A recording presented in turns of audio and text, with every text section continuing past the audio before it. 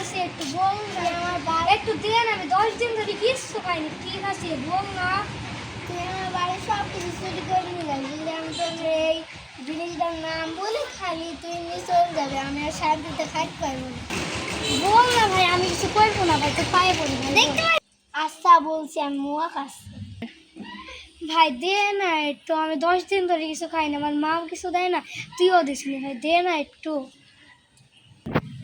কাজ নাই তোকে দিতে যাবো কে আমি? ঠিক আছে, এই গিফটটি শোন। হ্যাঁ তুই আমাকে গিফটটি বললি কে?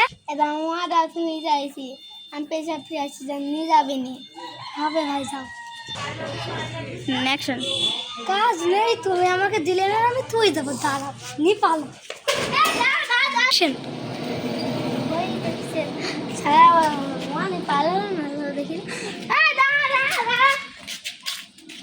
ও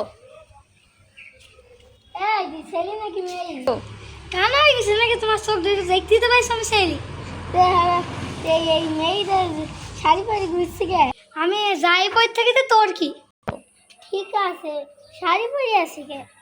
আরে আমি বছরে 2টা জামা পাই, সে 2টাই নষ্ট হয়ে গেছে, তাই বুঝে হ্যালো শাড়ি পরে ঘুরে বেড়াচ্ছি। গো কি ফ্যামিলি কোথাকার? গো এসব পাগল জায়গার সাথে কি কথা বলে।